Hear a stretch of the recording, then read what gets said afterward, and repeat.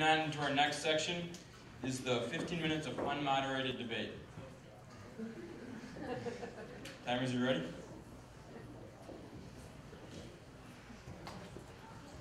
All right. You guys are both ready to start? Yeah. We'll move on to the next 15 minutes, beginning now. David, you want to start? Sure, I'll start. First of all, that was energetic. Thank you so much, Mr. Haan. I was actually a little nervous because I'd never tried to explain the science in such a short period of time. But you made up for the being nervous over the, just by sheer enthusiasm. That's great. I'm going to go back to the screen if I can up here.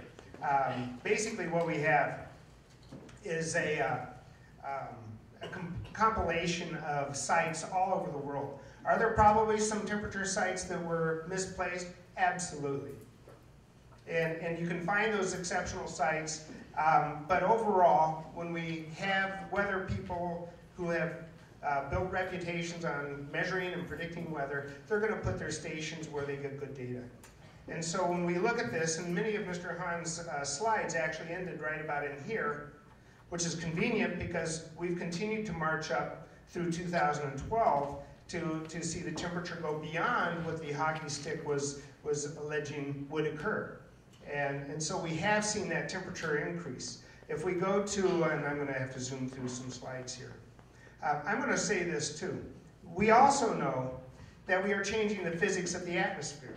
Whether or not you want to argue whether the temperature is going up or not, all you have to do is look at glaciers. All you have to do is see the Arctic melting. This isn't using thermometers. This is using just visual information that says that we are creating a problem.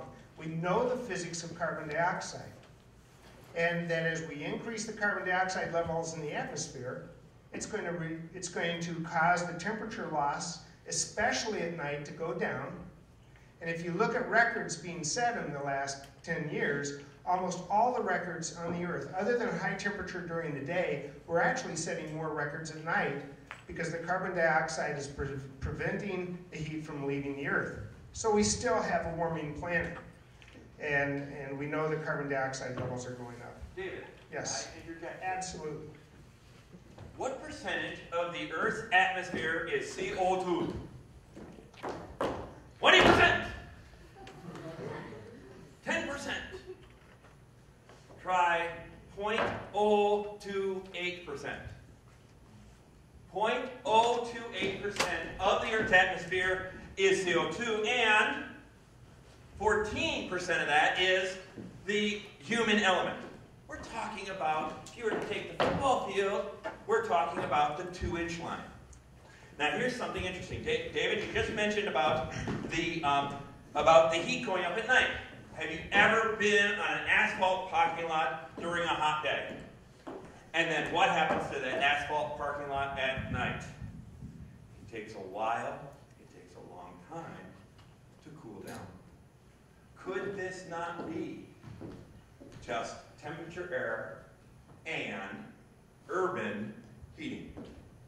Could be. Excuse me. Joining Mr. Haan in the enthusiastic response world. It could be. Could be making a mistake about having a parking lot as a place to take temperatures at night.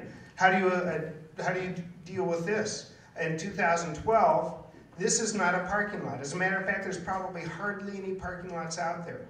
But if we look at the difference between the average temperatures of the previous history and how many degrees the Midwestern part of the United States heated up in 2012, we see that there's a huge temperature increase. So how would one explain this away by bad parking lot data when these are data points collected throughout the entire country? Well, it's interesting that you bring up last year. I mean, because last summer was a hot year. It was a hot summer. The hottest ever recorded. I almost hate Well, yes and no. Yes and no. If you look at things like droughts, okay, the hottest drought ever recorded. Hey, using speed from tree. Oh, I need the computer. Hey, the longest drought was identified in 1276. That was in the United States. The most well-known drought, of course, was the Dust Bowl. The two driest years, 34 and 36. Almost the entire continent of Africa suffered from drought in the last quarter of the 20th century. Back when your CO2 was down here, not when your CO2 is up here. Could it be just a natural variation? This, by the way, is the drought index, the historic drought index. How bad was it? Well, guys, the blue means you were wetter than normal. Right? The red is where the severe droughts were. This is a historical chart. Look, the world is getting wetter, not drier. Or at least the United States is getting wetter, or not drier. Okay, so it's back to me. Yeah, go ahead. All right. Well, if we go back to my computer screen, if we look at the, and this is the thing that you guys have to really do some critical thinking about. Are there regional events and are there global events? And there are both. And scientists like to study them in terms of whether it was a regional event or a global event. When we go to the medieval warm period, it turns out that a couple of things happened. We had less volcanoes during that time, so we had less particulate matter in the air. That allowed more sunshine to hit the planet. That caused the La Nina event to occur more, so it was blowing differently in the Pacific, carrying warm water towards Asia. It also changed the North Atlantic Oscillation during that time. They set up a mutual positive feedback event. So for a few hundred years, you had a warm period in Europe. And it was regional, though. If we go to other parts of the world, we don't see those same kinds of temperature impacts. When we look at the concept of climate change, we have to look at global events, not regional events. And the reason I throw the drought event of this last summer up there is that it wasn't something that was going to be on part of the cycle of the United States weather systems. We're playing with weather systems. We're causing it through the additional heat, because carbon dioxide is not allowing the atmosphere to lose the heat at night. By having that additional heat, we're causing evaporation in some areas, and we're getting more precipitation in others. So we're having more world events of flooding, mudslides, and things of that type, more intense monsoons and hurricanes, and that's one of the things we've seen a trend in. We don't look at just localized things when we're talking about a global issue. Could I get my computer, please? David, let's talk about the Arctic, but let's talk about the Antarctic. As of 212, we have a freezing event. More ice in the Antarctic than ever been recorded. You just said this can't be a regional event. Okay, so if you take the Arctic and Antarctic together, which side has more ice? Which side has more ice? Let's talk about hurricanes.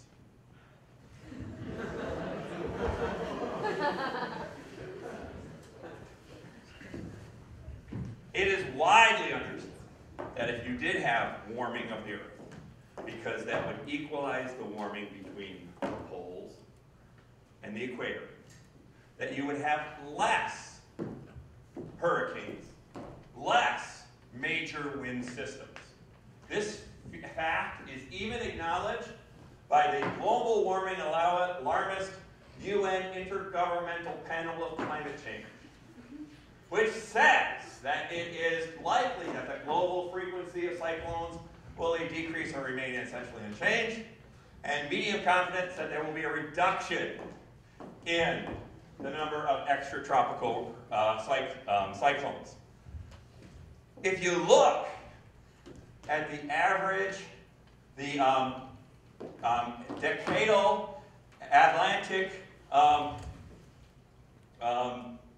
temperature variation, it matches up very well with hurricanes. What was the worst year for hurricanes? What was the worst year for hurricanes? 1950. The hurricane that hit New York was a piker. Did it even reach Category 1? In the 50s, we have Gracie, H3. We have Hazel, H4. We have Iona, H3. We have Helen, H3. We have Donna, H3. We have Iona, H3. Connie, H3. Donna, H4. Audrey, H3. Hurricane after hurricane hitting the continental United States. The worst year, obviously, right? Global warming charge? 1950s. Can I have my screen, please? It's the battle of the data. And this is great for you guys to try to figure it all out. I want to say something about the Antarctic sea ice. That if we actually look at that, it is expanding down there. In the Arctic, we have continents surrounding the Arctic. The ice can't flow away, so the ice gets much, much thicker. It's about 15 feet thick on the average, whereas if you go to the Antarctic shelves, they're only about 6 feet thick. And the Antarctic grew about 251,000 square miles over the last year or so. The ice was about 6 feet thick. What happened was the wind is blowing off the Arctic shelves, breaking up the ice. And by having the ice flow away from the continent, the super cold water then was able to freeze, so you had very thin ice, but the actual surface area increased a lot. The Arctic, though, shrank 1.3 million square miles. It's 15 feet of ice. It's much thicker. And since you have more land masses up there, you have much more temperature impacts because of the loss of the white reflection from the ice, as well as you have the absorbency of the land masses in the increased ocean. So the Arctic is having severe melt, about 15 times more than the Antarctic. And what the question is that you need to ask yourself personally is when that ice mass in the Arctic disappears, we as a glass of pop, what's going to happen to keep our temperatures down? This is why the scientists are nervous. Greenland, which is all containing huge amounts of ice, all out of the ocean, above the ocean. As it melts, it's adding additional water to the oceans. The Arctic is floating ice, which means that it doesn't displace much water. As the ice melts, it just goes down into the water. The water doesn't go up very much because the ice is displacing the same volume of water as it thaws. But Greenland is a completely different animal altogether because as the water comes off of Greenland, it's adding to the volume of water of the oceans. And it's true, we've seen many ocean levels in the past that have been, we might have this natural cycle, but we certainly don't want to accelerate the warming to cause our ocean levels to rise. I was down in Tampa last springtime, and many of the ports are only 3 or 4 feet above sea level.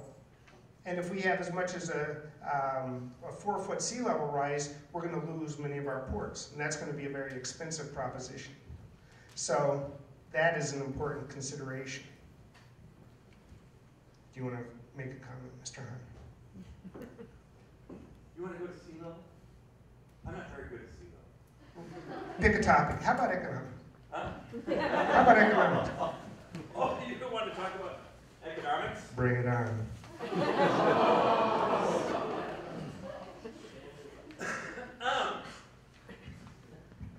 Let's talk energy. Can I get the screen, please? Can I interrupt for one moment? I'm so sorry, Mr. Haan. No. But I had one slide that I wanted to follow up with. Crime scene investigations.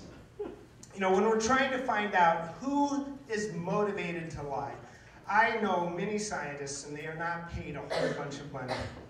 And if we compare we'll look at the profit motive a little bit to see who might be most interested. Let's see if I can restart this so it comes up properly. There we go. If we look at who is motivated to confuse things, basically right here, this is 2011 data in billions of dollars. This is the National Science Foundation budget in the yellow. That's how much the scientists are making And only a small smidgen of that is actually involved in climate research. Most of it's trying to find things like cancer cures, better Teflon, etc., and cell phones and batteries. If we go over to the right, that's the billions of dollars of profits that just the top 5 oil companies have made. So who has a motivation to make sure we don't change the status quo of where we are in America today? Oh, David, now you have just gone into the briar bush. Okay, how much money has been spent on combating the idea of global warming? About $190 million.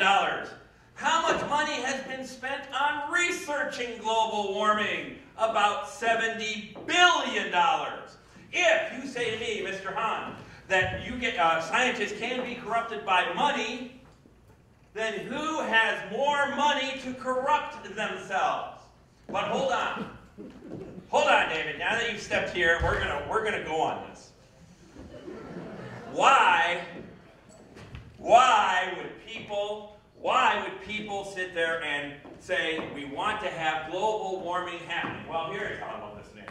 Otmar Enderhofer, head of the United Nations Intergovernmental Panel of Climate Change, Working Group 3, saying, first of all, developed countries have basically expropriated the atmosphere of the world community. But one must say clearly, we, climate scientists, can redistribute the world's wealth.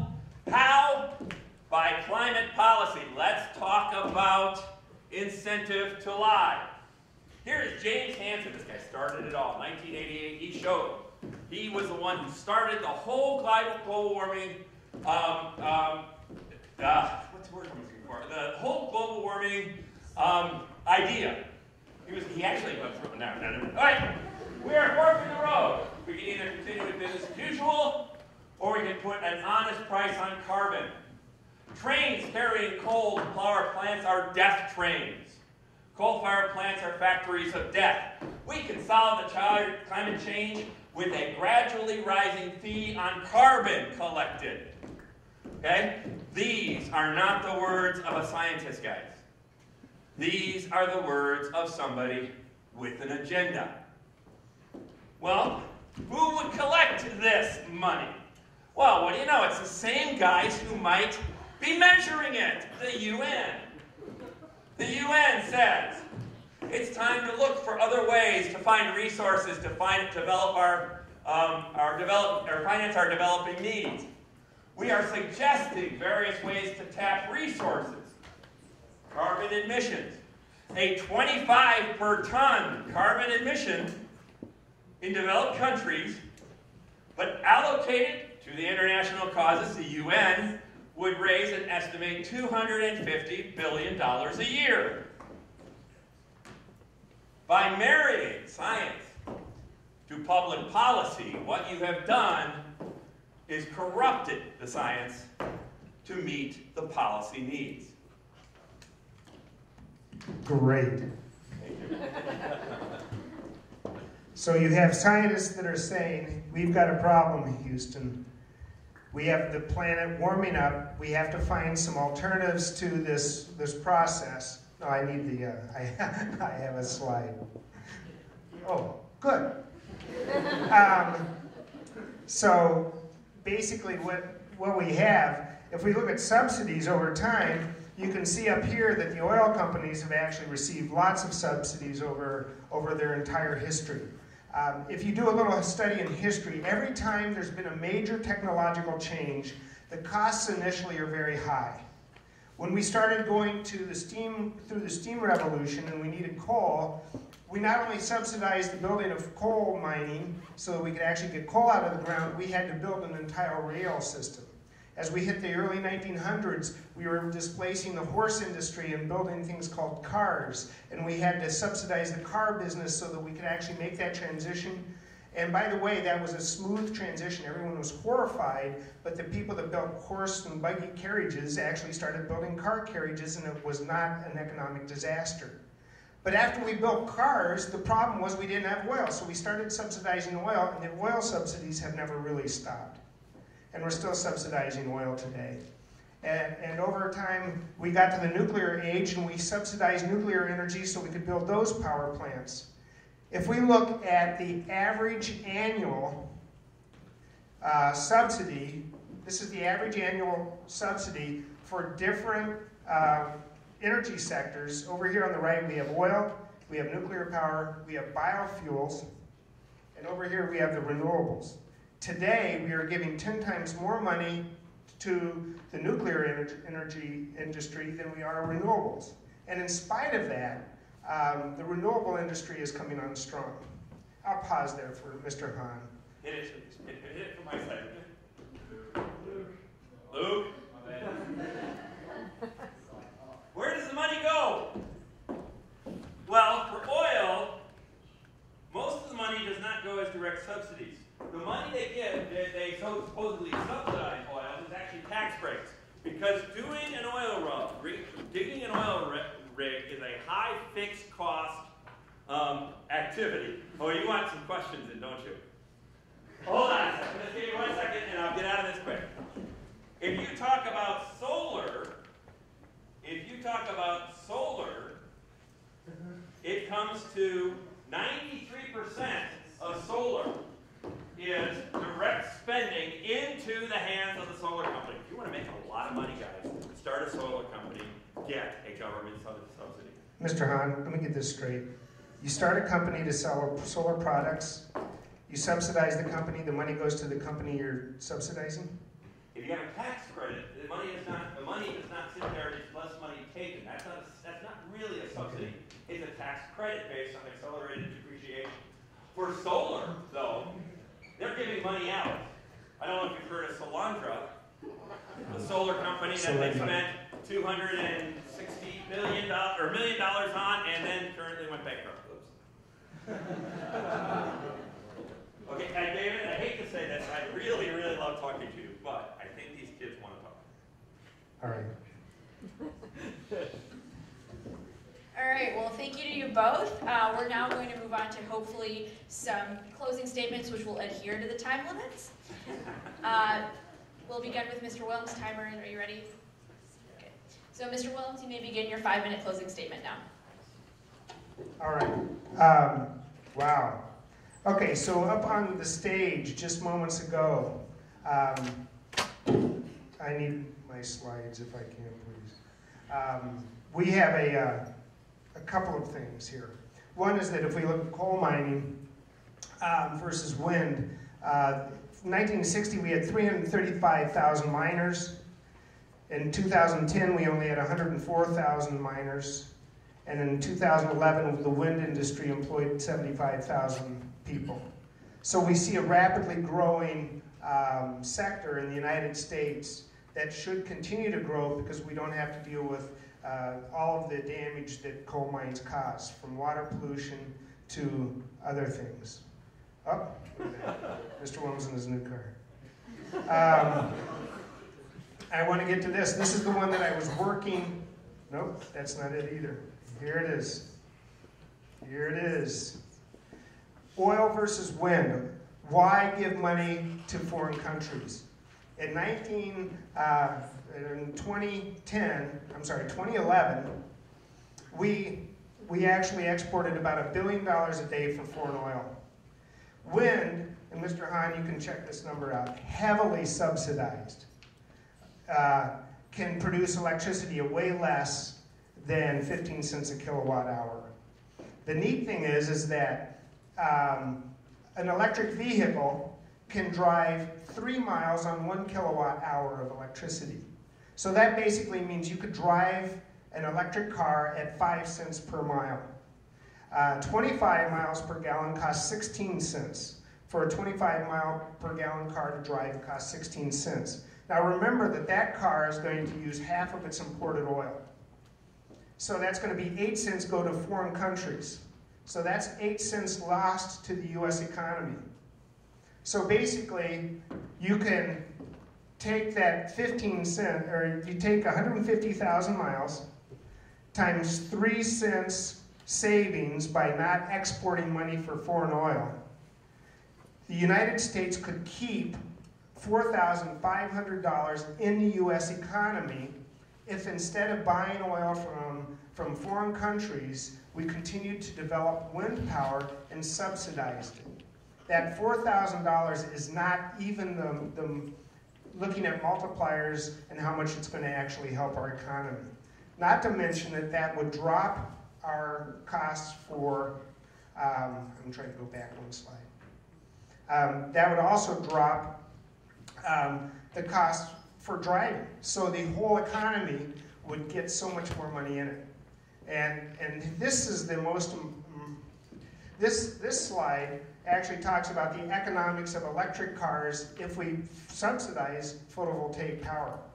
I am excited about electric cars. I am not depressed about our future because I think it's going to take on a new urgency, and the private companies are going to do this on their own. If we look at an electric car, it's $40,000. The other cars are $25,000.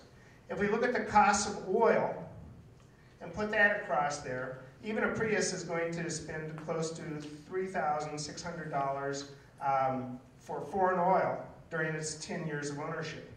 A 25 mile per gallon car is $7,000 is going to go out of the country for foreign oil. And an SUV at 15 miles per gallon is going to export $12,000 in cash for foreign oil.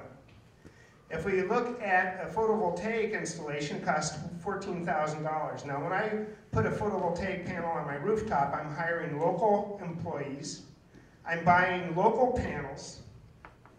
I'm using manufacturing in the United States if I can keep the companies from going bankrupt because China's dumping their products on us.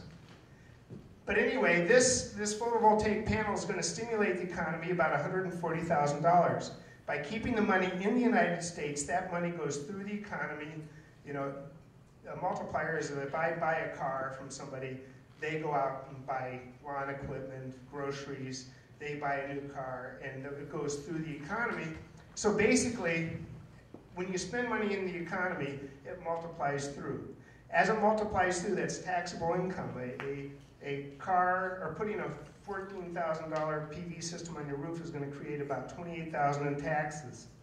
If you add the taxes, the economic stimulus, subtract the cost of the photovoltaic panels and the car, you're going to come out in the green about $113,000 per vehicle. If you look at the cost of a 15 mile per gallon car, you lose money for exporting it for foreign oil. You aren't stimulating the economy with economic stimulus. This money is actually leaving the country, so that's how much tax income you've lost. This is the tax loss revenue. So it's going to cost, every SUV is going to cost the United States about $184,000 in lost tax revenue. If we gave an electric car a rebate of 10 grand, we paid for the electric panels on the roof with rebates, because we're not exporting $1 billion a day for foreign oil, we're going to still create about $8,000 in surplus revenue after we take the money out of those rebates from the taxes that are created by stimulating our own economy. And so you come out in the green. If we continue with our fossil fuel habit, which is creating $137 billion in profit for oil companies, our economy cannot climb out of the hole that we're in. If we create clean electric vehicles here, we can export them to places that won't be competing with us for oil because they'll be building their own solar panels or buying them from us.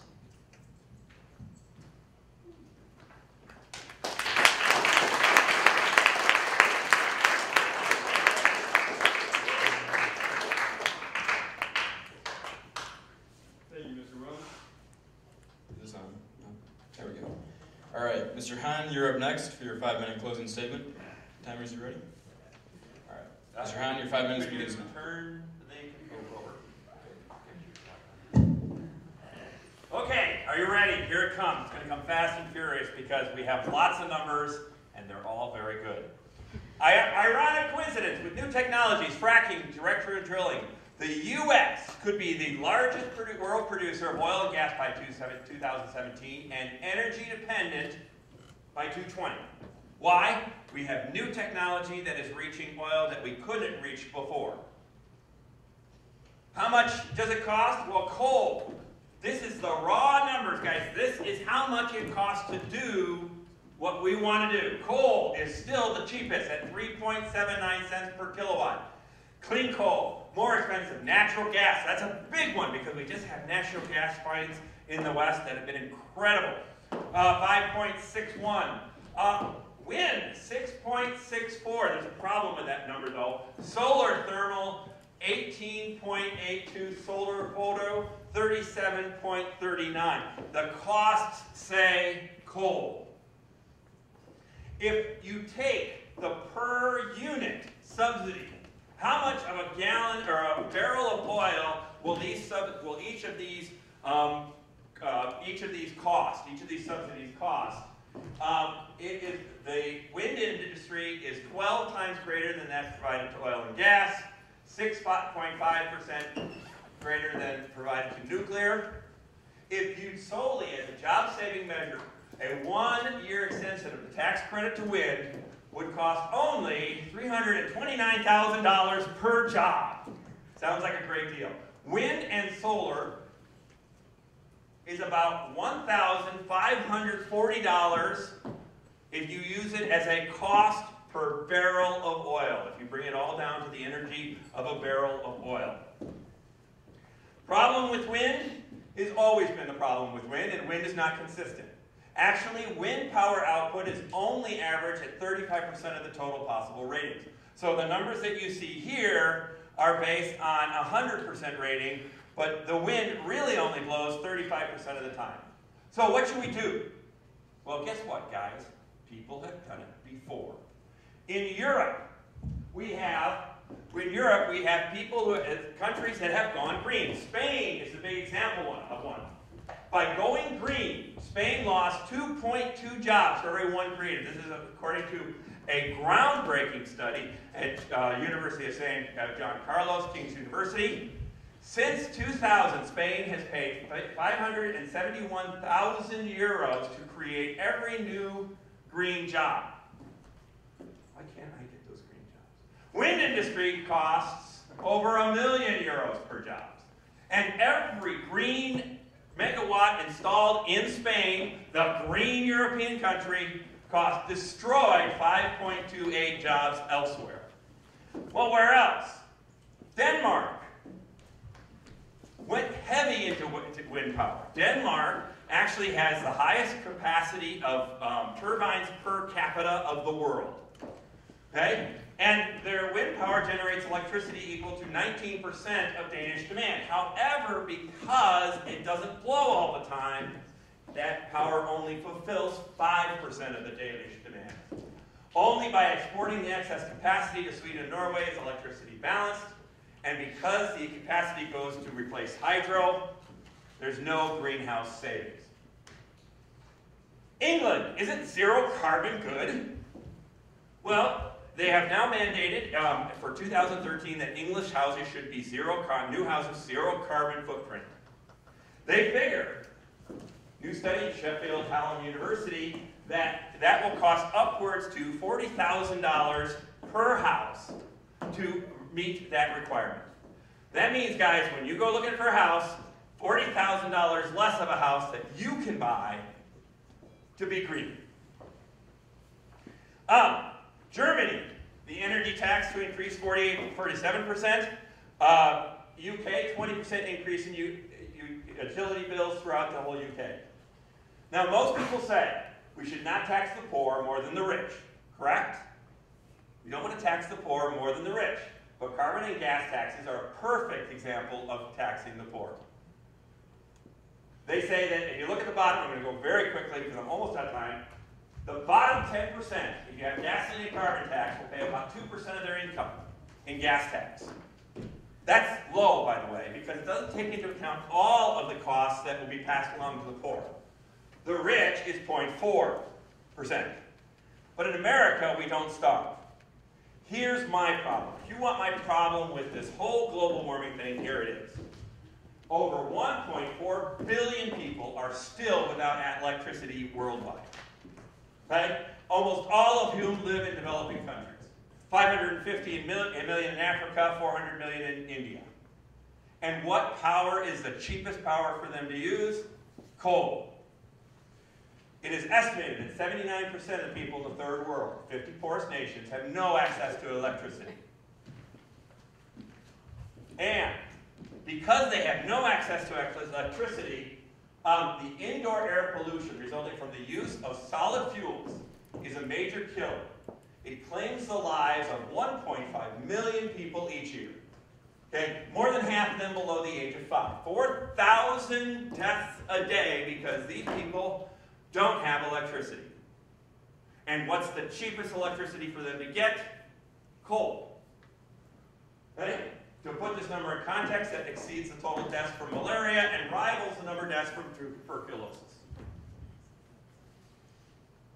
The grim reality is that if you don't have electricity, your chances of life are less. Infant mortality. Electric use. If you don't have electricity, your infant mortality rate is much higher. What should we use to get electricity to people? The cheapest way to do it, coal.